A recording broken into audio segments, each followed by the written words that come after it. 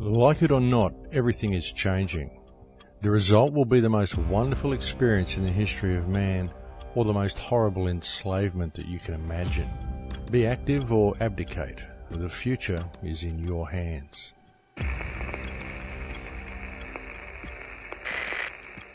There's nobody coming to save you. There's no Christ figure coming to save you. The ETs aren't coming to save you. It's up to us.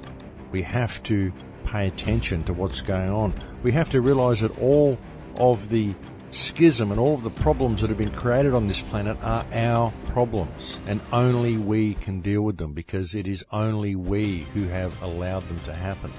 We've allowed them to happen because we got distracted.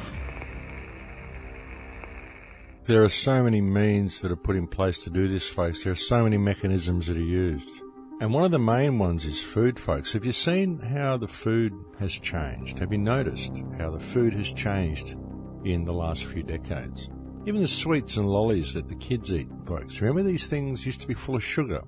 You'd drop one on the ground and within a minute it would be covered in ants and insects, eager to eat the sugar in the lolly. But now you drop a lolly or a sweet on the ground and the insects won't go near it because the ingredients have changed. But modern food, folks, modern bread, modern anything from a packet that you drop on the ground, it's very rare that the ants will cover the food and rush to consume it the way they used to. In fact, none of nature seems very interested in eating anything that comes from a packet anymore. And yet people within society consume all of these prepackaged foods all the time, never noticing that nothing else will eat them, unless they're absolutely forced to. And people have become addicted to this prepackaged and artificially sweetened food. Very noticeable test that they did, folks. They got prepackaged, very, very low-grade, artificially enhanced food, and they fed it to rats. Essentially, they were feeding them the sort of food that your average household consumes. And then they stopped feeding them this food and put real food back in front of them, and the rats had become so addicted to the pre-packaged, artificially sweetened food that they actually preferred to starve themselves to death rather than eat real, nutritious food. And so this is the effect that this food is having upon our society, and most especially upon the younger generation. You see, it's affecting them both biologically and psychologically. And this is a very, very dangerous state to be in, and it's imperative that we start turning things around. The media is doing such an incredible job of eliminating all dissenting voices, failing to report the truth, failing to report anything objective or look at anything objectively, failing to do any true journalism at all, and completely selling the lie to the people. We've had an announcement, I think, by Westpac Bank that they will soon be refusing to accept cash deposits. By the end of the month, or perhaps by the end of next month, they're going to be refusing to accept cash deposits. They're just really pushing things, folks, as much as they can. And they're doing it from all directions. That's the problem, they're doing it from all directions, and they're really pushing towards this whole cashless system, which again is all AI. It's going to take us unifying and pushing back in the right way to heal this situation that we're in. And the way to do it is to disconnect from the matrix, folks. I've been saying for years, throw away your smartphone and throw away your credit card. A lot of people say, well, I wouldn't be able to look at your show if I didn't have a smartphone. Well, you can get a home computer. You don't need to carry this tracking device with you everywhere you go. You could find your way around your own community without using a GPS to do it. But you could shop with cash and not with credit cards. We could have done these things, and we still can do these things. There are ways through this, and if we are going to use the tech, then, we have to start dealing with the powers that believe they be as individual people. The truth is that no one actually knows the truth because no one's free enough to know the truth. A lot of people have opinions, and you have belief systems, and you have people arguing their opinions and belief systems, claiming it's the truth, with other people who are fighting the same battle they are, but they have different opinions and different belief systems which they believe is the truth. And so there's a clash, divide and conquer.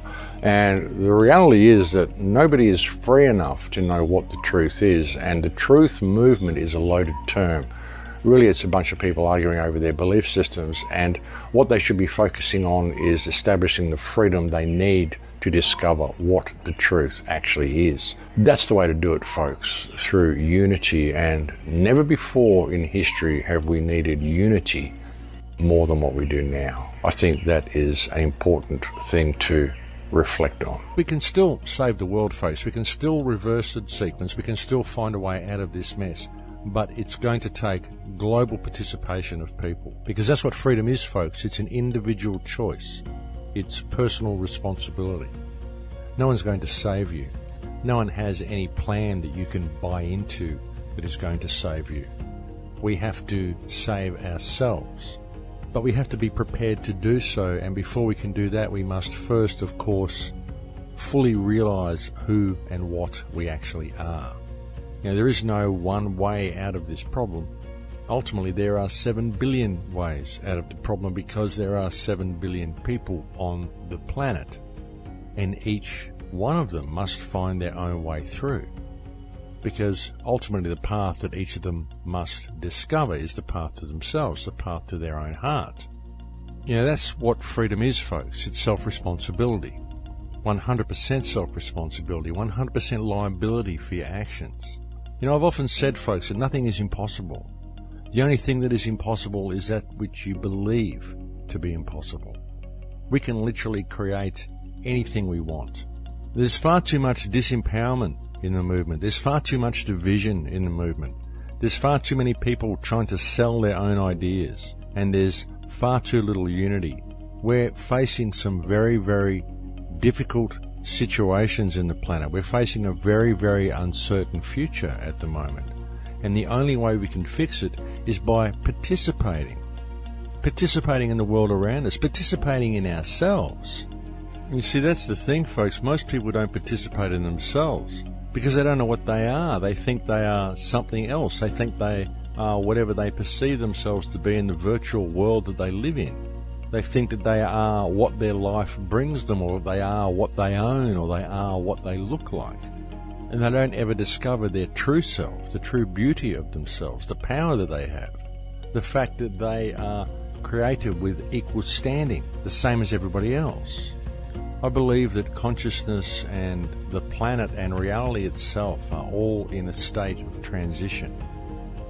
And I think that a lot of the outcome of what this transition will be depends on the way we participate and the effort we are prepared to put into bringing a positive change. Reality and consciousness and this beautiful planet all have faith in us that we can do it, that we can discover ourselves, we can discover our true power. It all depends on us. It all depends on what we decide to do at the time that's given to us. And I really believe that the way through, folks, is to lead yourself, to lead by example in what you do, to always act in integrity, and to lead by example in your community. But you've got to respect your community. That's the thing. You've got to respect the people around you. And this will ultimately come through you respecting yourself.